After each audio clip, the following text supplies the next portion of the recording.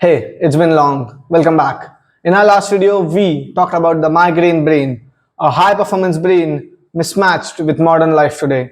But that raises the most critical question. How do you really know if that's you and you have a migraine? Hey, I'm Pratyadhond and welcome to Pratyah's Book Bias. This video is part of our Decoding Migraines series where we are breaking down the science from the book Fighting the Migraine Epidemic. Today, we are getting practical. Now, not all the severe headaches out there are going to be migraine, and treating them all the same is a recipe for failure. For example, you might have a tension or a stress headache, which is often caused by hormonal changes during a stressful situation. You might have a sinus headache, and there's a very simple test for this. If you bend your head a bit forward and that pain gets dramatically worse, that's a key sign that what you have is a sinus headache. Then it could also be a cervicogenic headache, which often starts from the back of your head and your neck area. And all these headaches have completely different causes and symptoms and thus require completely different solutions. But a true migraine, on the other hand, it's a completely different beast entirely. This is not just a pain event, it's a full neurological breakdown that unfolds in three distinct acts or phases: the warning, the main event, and the hangover. To figure out if that's what you're experiencing, you have to look beyond the pain and focus on the entire timeline. The most important question about this is what happens before the pain event starts. This phase is called the prodrome. Remember this. And it is a non-negotiable part of a true migraine. It's your brain's unique warning system to tell you that the migraine is coming.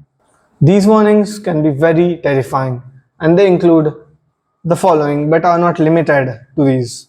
Number one, affected mobility and slurred speech, where you might feel numbness in your legs, arms, and even your tongue, so you're not able to speak. Then there might be visual or auditory disturbances, like seeing a black spot in your vision area, blurred faces, or a constant tingling sound in your ears. Then there might be a sudden odd burst of energy or feeling argumentative, a full roller coaster of emotions where you feel either a very positive or negative pole.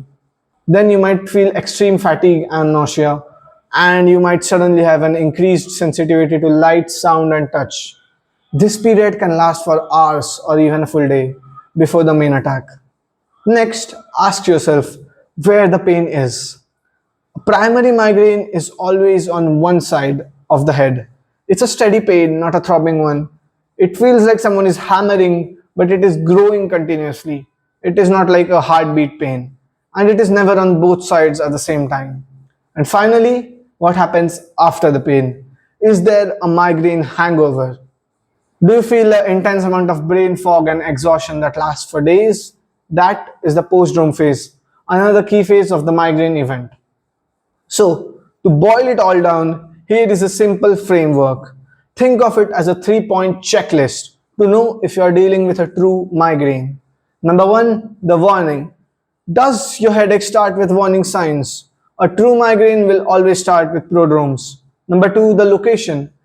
Is the pain strictly on one side of your head, either left or the right hemisphere of the brain? Number three, the hangover.